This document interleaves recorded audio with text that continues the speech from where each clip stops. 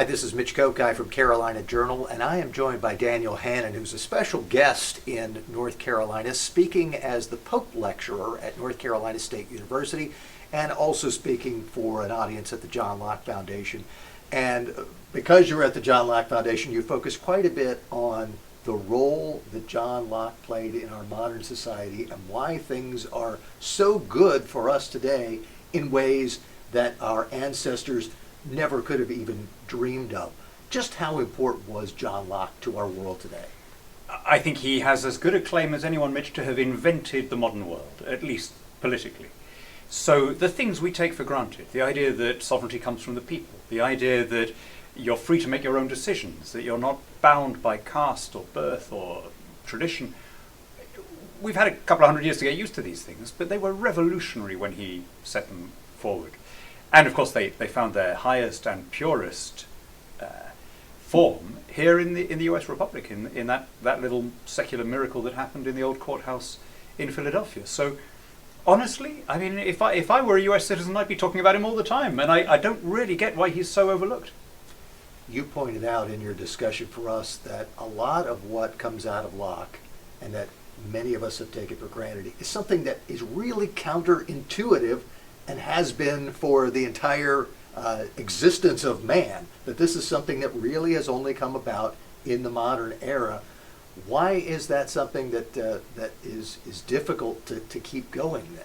Right. I mean, we are a hunter-gatherer species. We evolved in kin groups, and in our genes we're still on the savannas of Pleistocene Africa. So the idea of the autonomous individual, separate from the tribe, the idea that we are more than the collective, I think is a deeply unnatural one, which is why ever since Locke came along, successive generations have rebelled against it.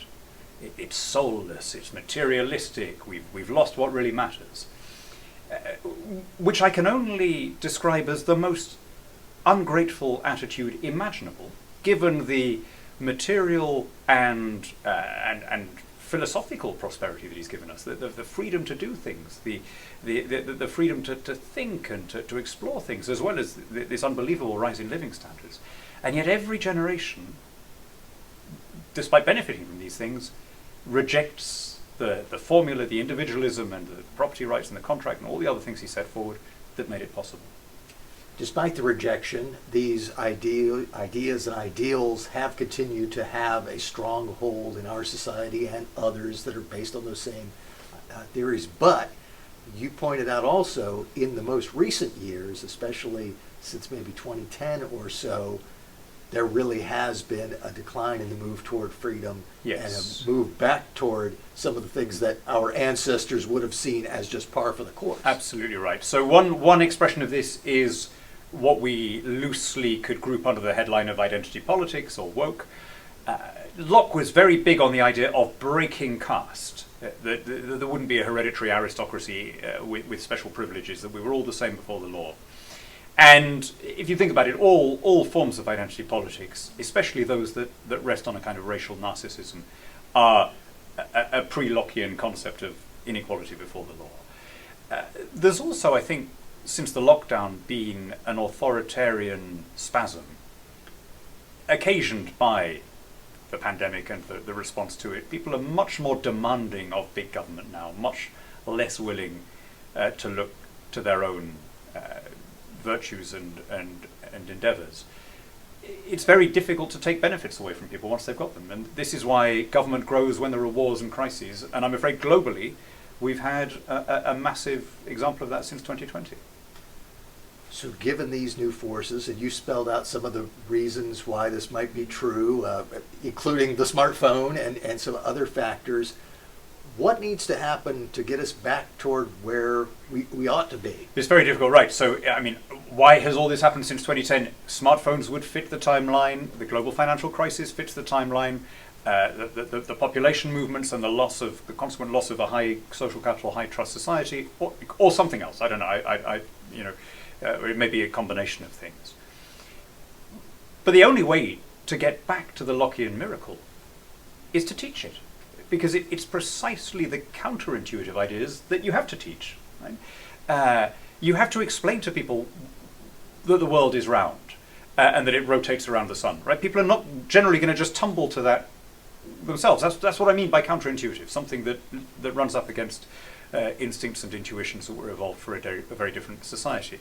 And the idea that you shouldn't take it out on someone because of something their relative did, that is a counterintuitive idea in a tribal species. Vendetta comes very naturally to us.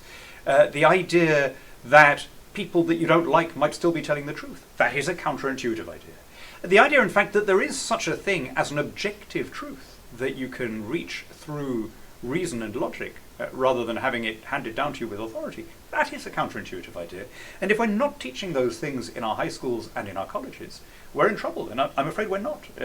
Particularly here, some of the liberal arts colleges are teaching the opposite. They're churning out perfect pre-modern humans. How optimistic are you that we can get back to, as you described it, the oasis and not be out in the desert? And if so, what is it going to take for us to get there? The oasis metaphor, I should say, comes from my friend Jonah Goldberg, who if you haven't read Jonah Goldberg's stuff, do. He's brilliant. But his point is, so the oasis, he means by the oasis the modern society, the liberal society, as we find it here, surrounded in every direction by the hardness of the previous million years. So whatever direction you go in the oasis, up, down, backwards, forward, you're always leaving the oasis. Appreciate when we've got a good thing going. I mean, how optimistic am I? Definitely the recent political developments here can be understood as a rejection of wokery and a rejection of identity politics, and I'm struck listening to Democrat friends by how this awareness has exploded on them too late to do them any good. But they, calling Hispanic Americans Latinx turns out not to be very popular. Who knew? Being told by a bunch of left-wing white extremists how to speak their own language is not popular. Who'd have thought it, right? So I think there may be, in that sense, we may have just reached the kind of apogee. However, it's important that the alternative should be one of civil liberty and equality before the law, rather than an answering kind of majoritarian identity politics. And that is the danger with some of the people who I think are celebrating the recent election result. Because once you get into that kind of two competitive kinds of tribal claim, you lose whatever common space you had to make an open society possible. Well, we know that as developments occur and move forward, one person who's going to be watching very closely is our guest, Dan Hannan, recently in Raleigh to speak at the North Carolina State University and also at the John Locke Foundation. Thanks so much. Thank you, Mitch.